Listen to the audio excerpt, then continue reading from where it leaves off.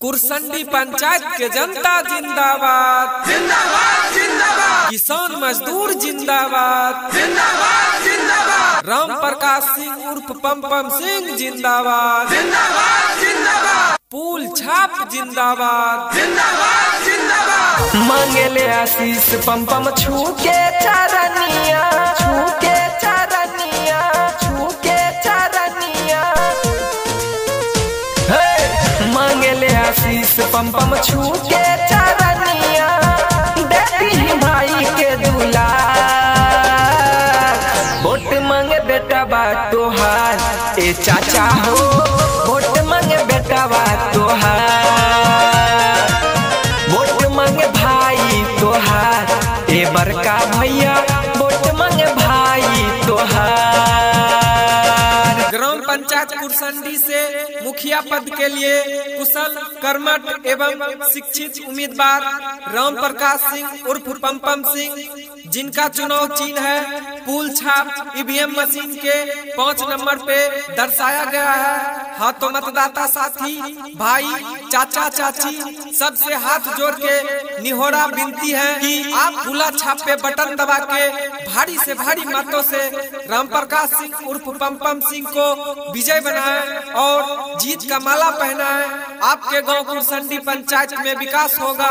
ईमान में जिसके ईमानदारी है, काम में जिसके जिम्मेदारी है, एक बार सेवा का मौका जरूर दे। ये आपकी समझदारी है, ये आपकी समझदारी है। रखी हम ख्याल अपना दिल में बसा के, पम के लाज रखी हम मुखिया बना के, मुखिया बना के, मुखिया बना के, रखी हम ख्याल अपना दिल में बसा के, पम के लाज रखी हम मुखिया बना के, सबका से बाटे एगो इहे हाथ जोड़ी, इनके जिताबो अब की बार, वोट मांगे देवर तोहार, ए भाभी हो वोट मांगे बेटावा तोहार, वोट मांगे बेटावा तोहार, ए चाची हो वोट मांगे बेटावा तोहार। कुरसंडी पंचायत के जनता जिंदाबाद जिंदाबाद जिंदाबाद, किसान मजदूर जिंदाबाद जिंदाबाद जिंदाबाद, राम प्रकाश सिंह उर्फ पम सिंह जिंदाबाद जिंदाबाद जिंदाबाद, पूल छाप जिंदाबाद जिंदाबाद जिंदाबाद। ए चाचा ए चाची ओने का करा तारा, देखा ना पम सिंह के प्रचार आइल बा, अबरी इन्हीं के जितावे के बा और ग्राम पंचायत कुरसंडी के मुखिया बनावे के बा, जिनका क्रमांक संख्या है 5 नंबर पे पूला छापे बटन दबा के राम प्रकाश सिंह उर्फ पम सिंह को भारी से भारी मतों से विजय बनाए। सुनो ये चाचा सुनो ये चाची, बातिया जन भुलाई है, बातिया जन भुलाई है, सुनो ये भैया 5 नंबर जानी तू न भुलाई है, पूला छाप बटन दबा के पप्पू चाचा के अब की जिताई है, पूला छाप बटन दबा के पप्पू चाचा के अब की जिताई है। सुना ये चाचा सुना ये चाची, भतिया न बुलाई है, सुना ये भैया 5 नंबर जानी तू न बुलाई है, पूला छाप बटन दबा के पप्पू चाचा के मुखिया बनाई है, पूला छाप बटन दबा के पप्पू चाचा के मुखिया बनाई है। कौन अच्छा है कौन बुरा है आप इसकी पहचान करें, लोगों की बात को छोड़ अपने दिल से मतदान करें। हाथों में गीता रखेंगे, दिल पे कुरान रखेंगे, मेल बढ़ाए जो आपस में वही धर्म और ईमान रखेंगे। बदलेगा तस्वीर ये संकल्प हमारा है, देंगे सम्मान सभी जनता को ये उपदेश हमारा है। न दल के दलदलों में फंसे न जाति के जंजाल में, अपना मुखिया ऐसे चुने जो साथ दे हर हाल में। खुद मझधार में होके जो औरों का साहिल होता है, समाज जिम्मेवारी उसे ही देता है जो निभाने का काबिल होता है। ए भैया अब की बार पम्पम सिंह के मुखिया बनावे के बाद सर पे केहू के न चढ़ावे के बाद, काहे की जीती है जब पम्पम सिंह केहू न होई उदास, सबके होई विकास, सबके होई विकास। करी है विकास पूरा गाँव चमकई है, दुख या सुखबा में साथ तोहरा रही है, साथ तोहरा रही है, साथ तोहरा रही है। करी है विकास पूरा गाँव चमकई है, दुख या सुखबा में साथ तोहरा रही है, साथ तोहरा रही है, साथ तोहरा रही है। सच कही दिल से अपना चाची पूरा होई सबके सपना चाची, पूरा होई सबके सपना चाची। विजय के माला पम्पम सिंह के अब की पहिराई है, विजय के माला पम्पम सिंह के अब की पहिराई है। पुला छाप पर बटन दबा के पम्पू चाचा के मुखिया बनोई है। कुरसंडी पंचायत के जनता जिंदाबाद, जिंदाबाद जिंदाबाद। किसान मजदूर जिंदाबाद, जिंदाबाद जिंदाबाद। राम प्रकाश सिंह उर्फ पम्पम सिंह जिंदाबाद, जिंदाबाद जिंदाबाद। पूल छाप जिंदाबाद, जिंदाबाद जिंदाबाद। सबकी इज्जत, सबको सम्मान, गरीब अमीर एक समान, नहीं रुकेगा किसी का काम। यही है राम प्रकाश सिंह उर्फ पम्पम सिंह का पहचान, यही है राम प्रकाश सिंह उर्फ पम्पम सिंह का पहचान।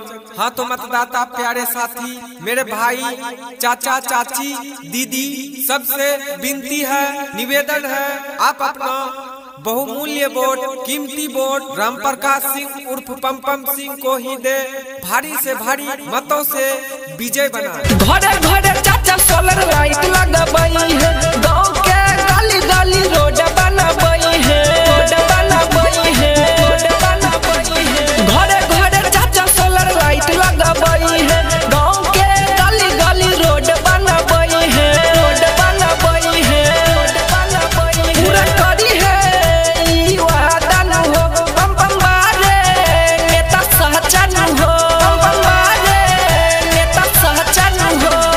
कुरसंडी पंचायत के भगिया अब की जागई है, कुरसंडी में मुखिया अब की भैया हो बनई है। पुल छाप बटन दबा के पम्पू चाचा के मुखिया बनई है, पुल छाप बटन दबा के पम्पू चाचा के मुखिया बनई है। ग्राम पंचायत कुरसंडी से मुखिया पद के लिए कुशल, कर्मठ एवं शिक्षित उम्मीदवार राम प्रकाश सिंह उर्फ पम्पम सिंह, जिनका चुनाव चिन्ह है पूल छाप ईवीएम मशीन के 5 नंबर पे दर्शाया गया है। हाँ तो मतदाता साथी, भाई, चाचा चाची, सबसे हाथ जोड़ के निहोरा विनती है कि आप पूला छाप पे बटन दबा के भारी से भारी मतों से राम प्रकाश सिंह उर्फ पम्पम सिंह को विजय बनाए और जीत का माला पहनाए।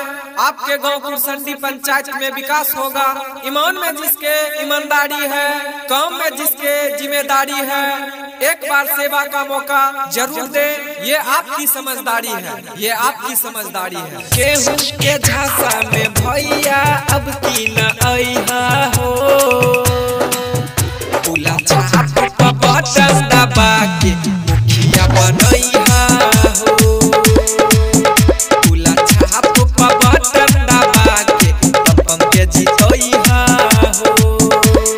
कुरसंडी पंचायत के जनता जिंदाबाद, जिंदाबाद जिंदाबाद। किसान मजदूर जिंदाबाद, जिंदाबाद जिंदाबाद। राम प्रकाश सिंह उर्फ पम्पम सिंह जिंदाबाद, जिंदाबाद जिंदाबाद। पूल छाप जिंदाबाद, जिंदाबाद जिंदाबाद। होई तो सगर विकास हो, रोड नाली होई तो पास हो, हर बच्चा के अच्छा शिक्षा, सबके मिल तो रोजगार हो। होई तो सगर विकास हो, रोड नाली होई तो पास हो, हर बच्चा के अच्छा शिक्षा, सबके मिल तो रोजगार हो। अब की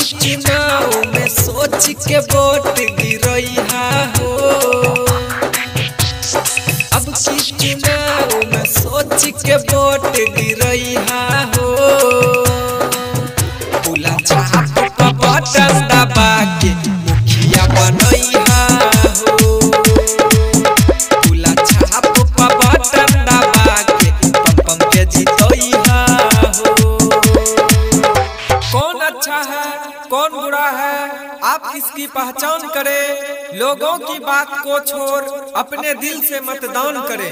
हाथों में गीता रखेंगे, दिल पे कुरान रखेंगे, मेल बढ़ाए जो आपस में वही धर्म और ईमान रखेंगे।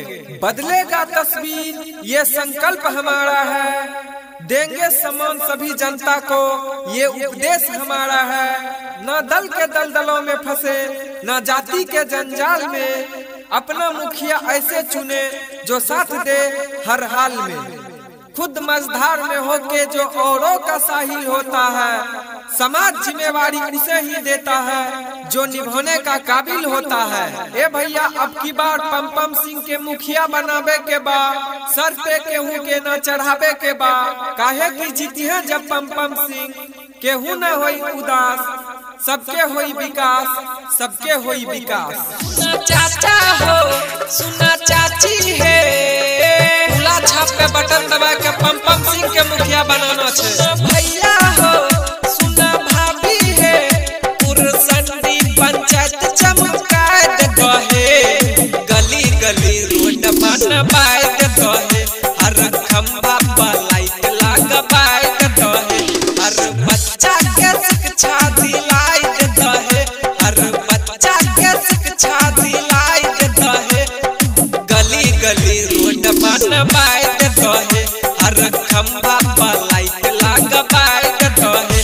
कुरसंडी पंचायत के जनता जिंदाबाद, जिंदाबाद जिंदाबाद, किसान मजदूर जिंदाबाद, जिंदाबाद जिंदाबाद, राम प्रकाश सिंह उर्फ पम्पम सिंह जिंदाबाद, जिंदाबाद जिंदाबाद, पूल छाप जिंदाबाद, जिंदाबाद जिंदाबाद, सबकी इज्जत सबको सम्मान, गरीब अमीर एक समान, नहीं रुकेगा किसी का काम। यही है राम प्रकाश सिंह उर्फ पम्पम सिंह का पहचान, यही है राम प्रकाश सिंह उर्फ पम्पम सिंह का पहचान। हाँ तो मतदाता प्यारे साथी, मेरे भाई, चाचा चाची, दीदी, सबसे विनती है, निवेदन है, आप अपना बहुमूल्य वोट, कीमती वोट राम प्रकाश सिंह उर्फ पम्पम सिंह को ही दे, भारी से भारी मतों से विजय बनाए। चुना हो भैया मुखिया चुना, 5 साल के मौका आइले नेता चुना, चुना है चाची मुखिया चुना, 5 साल के मौका आइले नेता चुना, पुला छाप बटन दबाई दी है, पम्पम सिंह के जिताई दी है, पुला छाप बटन दबाई दी है, चाची है पम्पम सिंह के जिताई दी है। चुना है भाभी मुखिया चुना, 5 साल के मौका आइले नेता चुना, चुना है दीदी मुखिया चुना, 5 साल के मौका आइले नेता चुना, पुला छाप बटन दबाई दी है, पम्पम सिंह के जिताई दी है, पुला छाप बटन दबाई दी है, चाची है पम्पम सिंह के जिताई दी है। राम प्रकाश सिंह उर्फ पम्पम सिंह जिनका चुनाव चिन्ह है फूल छाप, क्रमांक संख्या 5, जहां देखे फूल छाप वहीं दबाए बटन आप। हाँ तो मतदाता साथियों, सबसे निहोरा एवं विनती है, आप अपना कीमती वोट राम प्रकाश सिंह उर्फ पम्पम सिंह को ही दे और भारी से भारी मतों से विजय बनाए। जहां देखे फूल छाप वहीं दबाए बटन आप। इंदिरा आवास में पैसा नहीं लगता, हो जैतो सब फ्री हो, हो जैतो सब फ्री हो, इंदिरा आवास में पैसा नहीं लगता, हो जैतो सब फ्री हो, कुरसंडी पंचायत में अब की चलते नहीं दादागिरी हो, सब मिलजुल के अब की इनके सपोर्ट कर दो हो न भैया दे के जे वोट, पुला छाप बटन दबाई दी है, पम्पम सिंह के जिताई दी है, भैया हो पुला छाप बटन दबाई दी है।